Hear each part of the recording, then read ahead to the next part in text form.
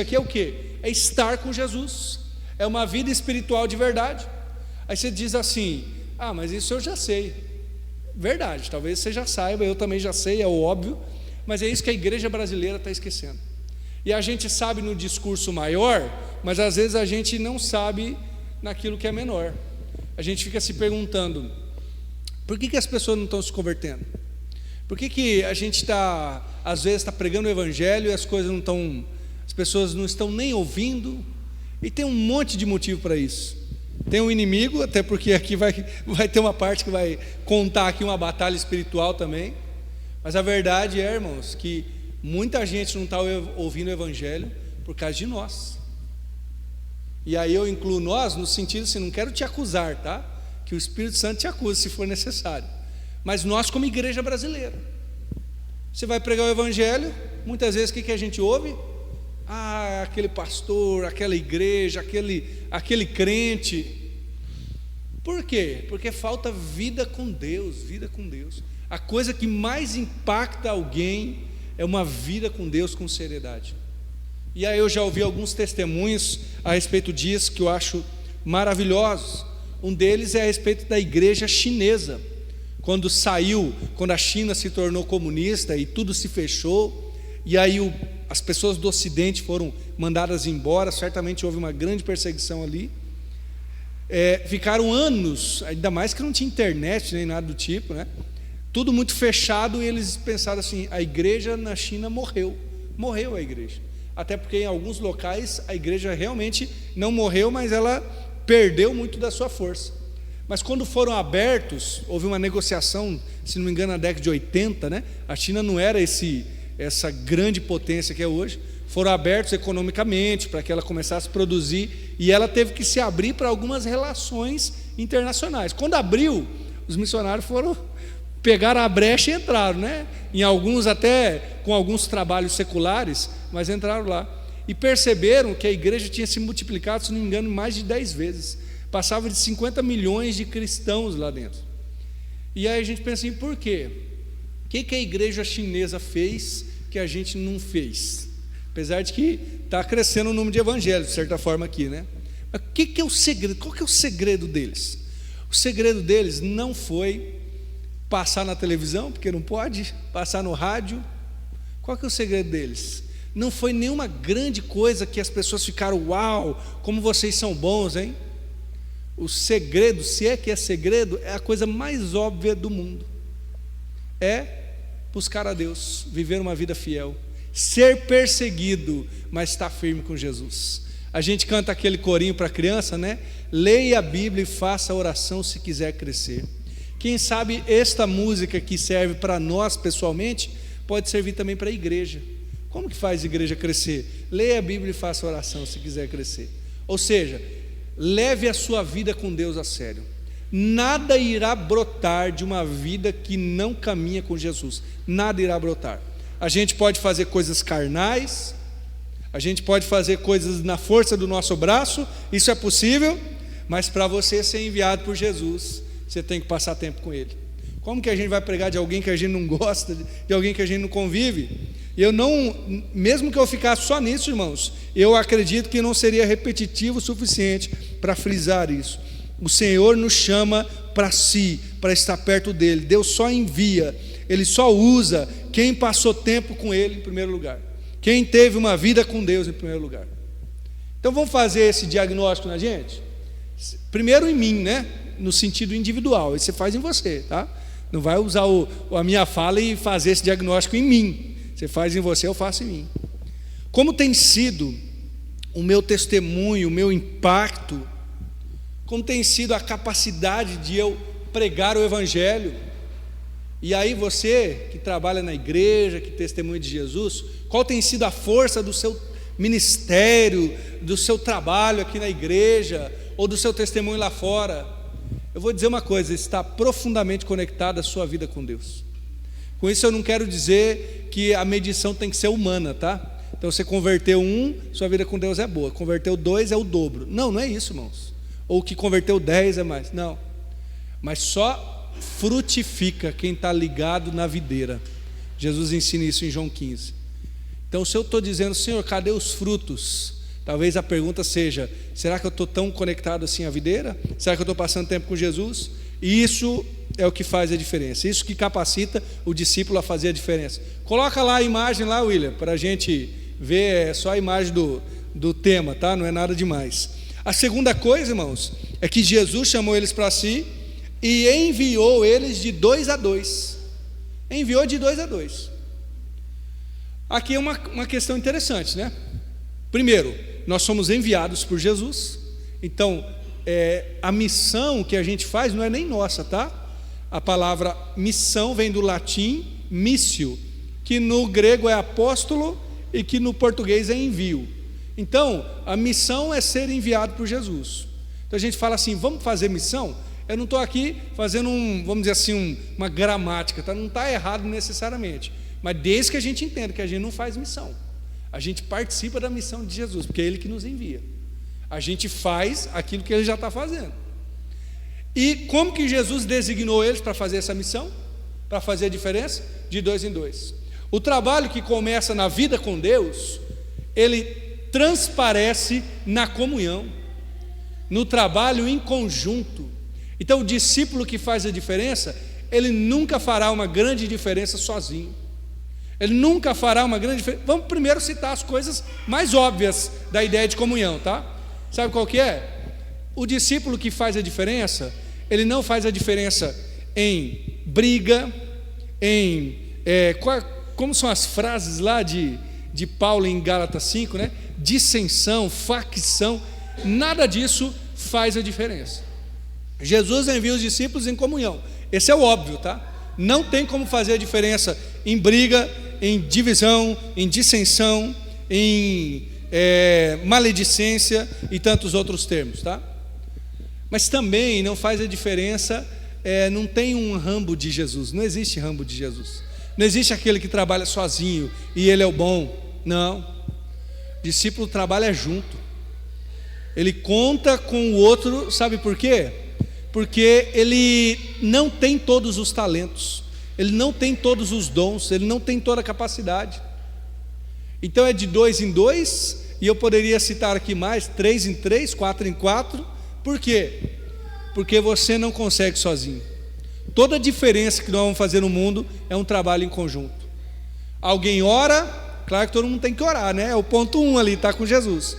Mas alguém está na frente, alguém está na retaguarda, está orando, alguém está buscando a Deus, alguém está fazendo outra coisa, está planejando, mas é um trabalho em conjunto. Não existe Rambo de Jesus. O que existe é um trabalho sempre um apoiando o outro. E tem uma grande questão, irmãos. A gente fica pensando assim, como que eu vou saber? Como que eu vou saber que eu frutifiquei mesmo? Sabe quando você vai saber que você deu um fruto bom? Fruto bom? Quando aquele, por exemplo, né? Se você está trabalhando na igreja, aquele que você colocou para te substituir, o vice-líder, se nós não usamos esse termo, mas o vice-líder está fazendo melhor que você. Isso é a maior bênção de todas. Por quê? Você trabalhou 2 a 2 e o outro conseguiu crescer ainda mais. E esse é um dos maiores temores de quem não caminha com Jesus, de ser substituído, de vir alguém melhor, falar melhor, fazer melhor, enfim, pregar melhor que eu. Mas quem caminha com Jesus, desejando fazer a diferença, ele fala assim, que bênção está caminhando com você, irmão. Que bênção que você está frutificando mais do que eu até. Porque ele está em comunhão, porque ele está fazendo de fato a diferença. O Paulo, para não deixar de citar Paulo, né? Eu sempre gosto, se eu não me engano é 2 Timóteo 2,2, deixa eu conferir aqui. É isso mesmo, Paulo traz um processo que Timóteo tem que colocar na igreja, que ele está pregando lá em Éfeso, né? Olha só, são 4 gerações, não de pai e filho, né? Mas de discípulo. O que de mim, começa por Paulo, entre muitas testemunhas ouviste, então chega para Timóteo, Paulo falou, Timóteo ouviu, o que ele tem que fazer? Confiar a homens fiéis, que sejam idôneos para também ensinarem outros. 4 estágios aqui. O 2 a 2 aumentou. Paulo fala para Timóteo, Timóteo encontra homens fiéis. E como que eles vão ser fiéis também? Pregando para outros, ensinando outros. Homens idôneos que ensinarão outros. Percebe o processo? Que bênção. Agora imagina que Paulo ou Timóteo falasse assim: eu não, se eu ensinar homens fiéis que ensinem outros, o que vão achar de mim? Já não vão mais precisar tanto de mim. Amém, irmãos? A igreja precisa de Jesus. O discípulo que faz a diferença anda em comunhão, porque sabe disso. O terceiro aspecto, que Jesus envia eles de 2 em 2, e ele os dá poder contra as potestades, né, ou contra as obras do inimigo. Aqui está escrito espíritos imundos. O discípulo que faz a diferença, ele sabe que está numa batalha espiritual. Não tem como você entrar numa guerra contra esse mundo desarmado, sem saber que você está travando uma batalha espiritual. Eu gosto de fazer sempre um adendo, dizer que nem tudo é o demônio, tá? Nem tudo é o demônio. Às vezes é pecado, às vezes é a consequência desse mundo que é mal, às vezes são as nossas emoções, e a gente confunde. Mas também, irmãos, às vezes a gente acha que nada é o demônio. O C.S. Lewis, gosto muito de citá-lo, ele fala que os crentes modernos incorrem em 2 possíveis erros, 2 extremos. Tem aquele que acha que tudo é demônio, e tem aquele que acha que nada é demônio, né? Então, os discípulos foram enviados para fazer a diferença, e Jesus falou assim: olha, eu vou dar uma coisa para vocês. Você percebe que eles não vão levar nada, né? Em termos de dinheiro, de comida, não vão levar nada, mas eles vão levar alguma coisa dentro deles. O que é? O poder de Jesus, porque a batalha ia ser grande. Ou seja, haveria espíritos imundos para eles batalharem. O discípulo que faz a diferença, ele sabe que está numa batalha espiritual, que está travando uma batalha contra hostes espirituais. Aí a gente volta para o passo 1, lembra que é o começo de tudo. Aí ele vai e caminha com Jesus, porque ele sabe que sem Jesus ele não consegue. Quem sabe, irmãos, nós perdemos o nosso olhar dessa batalha, e por isso perdemos a força de oração, de buscar a Deus, de fazer a diferença. Em alguns locais nós poderemos impor a mão e falar em nome de Jesus. Outros locais, se a gente falar isso, já espanta. Então a gente vai ter que ir quieto, orando lá no interior, mas sabendo que a batalha está sendo travada. Tem alguma batalha que você está lutando, que você sabe que é espiritual? O discípulo que faz a diferença está batalhando espiritualmente. A quarta coisa aqui, para sermos rápidos, né? Jesus manda eles e diz assim: não tomem nada para o caminho, senão um bordão, um cajado, né? Não leve alforge. Alforge seria uma espécie de bolsa, né? Normalmente o alforge era para usar flechas, mas também uma bolsa, algo assim. Não levem pão, nem comida, nem dinheiro no cinto. Calcem sandálias e não vistam 2 túnicas. Então vamos fazer aqui como que é quando é o que a pessoa vai usar? Tem um nome para isso? Look da pessoa. Vamos fazer o look da pessoa aqui. A pessoa vai com túnica, uma só, não 2. Então como que lava essa túnica eu já não sei, mas tá. Uma túnica, um cinto, porque não pode ter dinheiro no cinto, mas então um cinto vai, sandália e um cajado. Essa é bem uma imagem de um pastor, não é verdade? Um pastor de ovelhas. E era o que o povo de Israel deixou quando saiu do Egito. Apesar de que o povo de Israel saiu com bastante dinheiro, brinco e coisas, né, que as egípcias deram, para depois eles fazerem o bezerro de ouro, mas tudo bem. Agora, o que eles levavam era isso. Jesus está mandando os discípulos sem nada nas mãos, nada, com aquele look maravilhoso. O que é isso, irmãos? Eles saíram na dependência. Se não fosse o poder de Deus, eles estavam fritos. Se não fosse o poder de Jesus contra os espíritos imundos e para que o evangelho fosse ouvido, esses discípulos iam passar apertado, ia passar fome, ia ter dificuldade. Mas leia lá o relato depois, nenhum discípulo depois chega choramingando: Senhor, nós passamos fome, Senhor. Não, chegaram felizes, porque o poder de Deus foi suficiente. Sabe o que eu aprendo aqui? Que o discípulo que faz a diferença vive na dependência de Deus. Com isso você não vai pegar seu dinheiro, você não vai jogar fora, não é isso, tá? Fica tranquilo.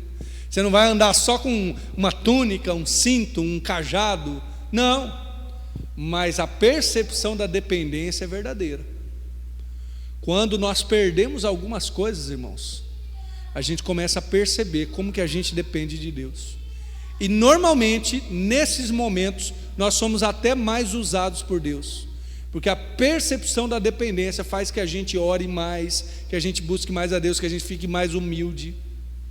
Então, você quer fazer a diferença? Lembre-se, tudo depende de Deus. Eu gosto de lembrar a mim, e com isso eu lembro os irmãos. Ninguém se converte pela minha pregação, ninguém. Ninguém se converte. Eu nunca converti ninguém, porque sempre é Deus que converte. Eu nunca preguei e alguém foi transformado. Sempre foi o Espírito Santo de Deus que usou às vezes a pregação minha ou de alguém para transformar. Sabe por quê? Porque tudo que nós fazemos é na dependência de Jesus. Na dependência. Lá Pedro, quando está orando e curando, lá em Atos, chega o Elimas, se eu não estou me enganado, né, o mágico, que queria pagar por isso. E ele é repreendido, porque isso não é por pagamento de dinheiro, mas é pelo poder de Deus. A quinta característica de um discípulo que faz a diferença, Jesus fala assim: quando entrardes numa casa, ficai nela até partirdes dali. O que isso quer dizer, irmãos? Era hábito, tá? O povo do Oriente, eu ouvi dizer que até hoje isso acontece em locais mais retirados, mais pobres, eles eram extremamente hospitaleiros. Inclusive era vergonhoso que uma aldeia não recebesse alguém. Era sinal da cidade ficar envergonhada. Claro, aldeias pequenas, né?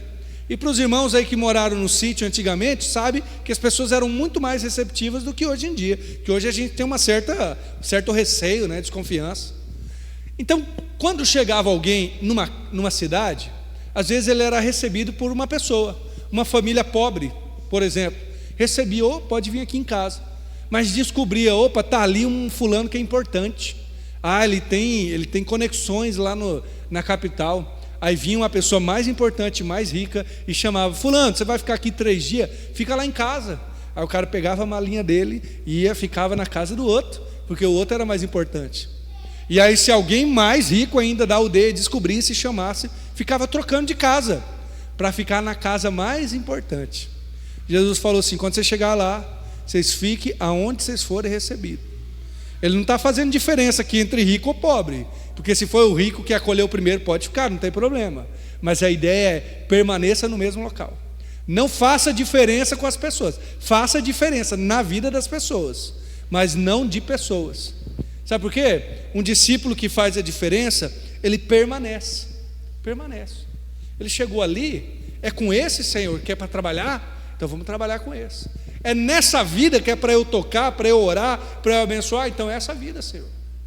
É essa pessoa, é este ministério, é este dom que o Senhor me deu, então eu vou continuar atuando ali. Tem muita coisa que Deus vai fazer a diferença depois de muito tempo, irmãos. Depois de muito tempo, nós pregando, a gente falando, a gente crescendo no Evangelho e na graça do Senhor. Tem muita coisa que vai demorar um pouco, mas se a gente permanecer, nós vamos frutificar. Tem muita diferença que a gente deixa de fazer, muita mudança, muita transformação, porque nós desistimos antes, porque nós trocamos de casa, que a gente estava investindo em algo e paramos para olhar para outra coisa. Esse é um problema de viver no oba-oba, de viver no raso, de viver só na última moda, né?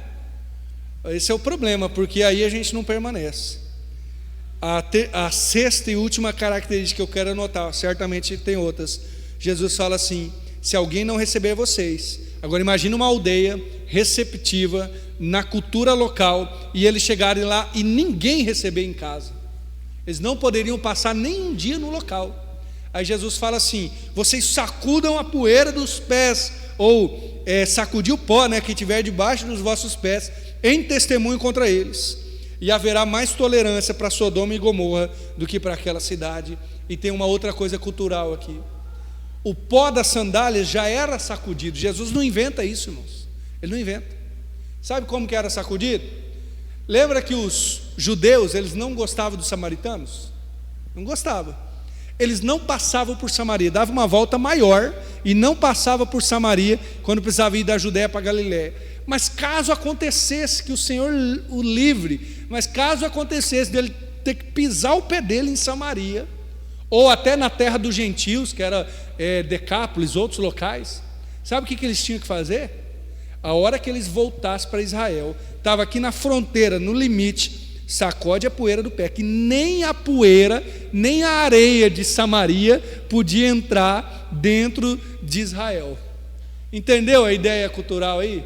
Aí você pergunta assim, por que eles faziam isso? Eles tinham um motivo, porque dentro de Israel eles seguiam a lei de Deus, e os samaritanos não seguiam. Então a areia, a terra dos samaritanos era impura, porque não era da terra do povo que obedece à lei de Deus. Agora Jesus vai pegar esse mecanismo cultural e vai fazer o quê? Vai dizer assim, vamos aplicar aqui agora para o próprio Jesus. Agora não é se eles rejeitam a lei, se eles rejeitam o judaísmo, se eles rejeitam a cultura de Israel, mas quem rejeita Jesus, aí vocês podem sacudir a poeira dos pés. Olha o que Jesus está ensinando para os discípulos. Eles levam uma mensagem que é maior do que eles. Eles estão indo, se alguém rejeitar eles, essa pessoa está rejeitando o próprio Jesus. Sabe aquela história, e aí eu vou fazer um exemplo meio bobo, aquela história de vendedor, você não pode perder, você vai sair perdendo se você rejeitar isso.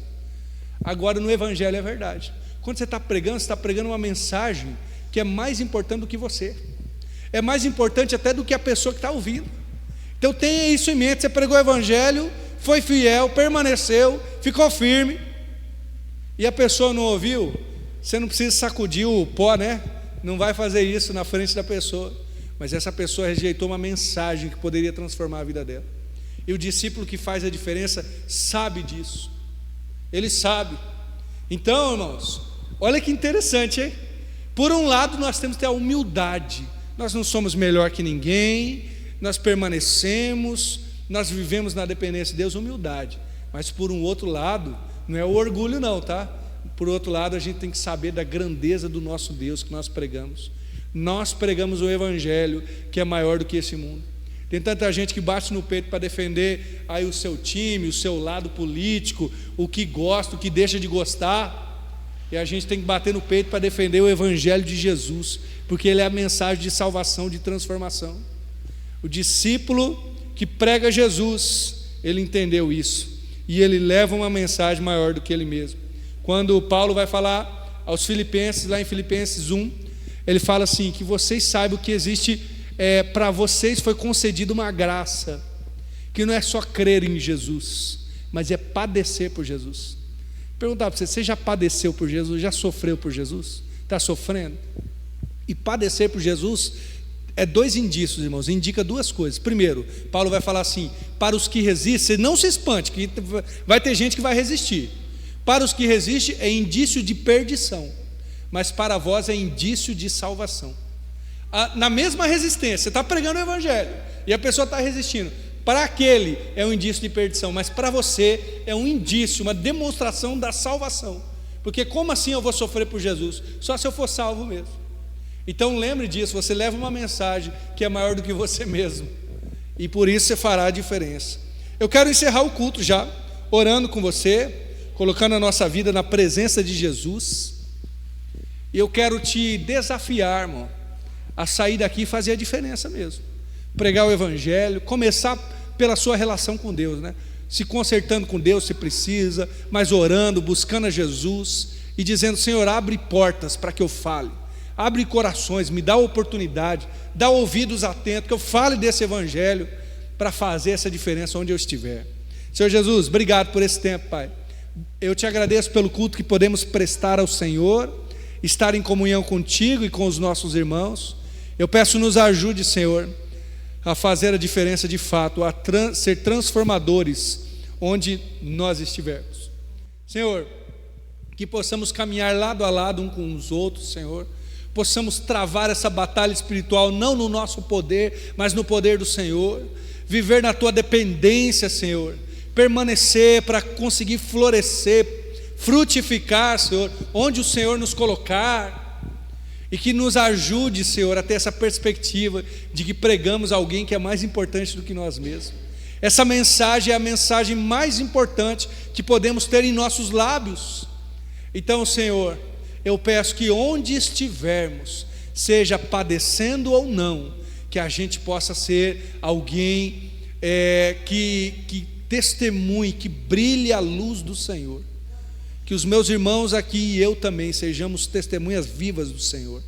Seja lá na nossa casa que nós iremos, seja no trabalho amanhã, ou na vizinhança, nas redes sociais, onde nós estivermos ambientados, Senhor, que possamos fazer a diferença para a honra e glória do Teu nome. Senhor, eu peço pela Tua misericórdia, usa-nos como Teu instrumento, que ao falarmos, que o Senhor converta corações, que ao falarmos, que corações se quebrantem, vidas sejam restauradas pelo Teu poder, mas pela nossa dependência ao Senhor. Eu oro, Pai, clamando ao Senhor e grato por tudo que o Senhor tem feito a nós, no nome de Jesus, amém.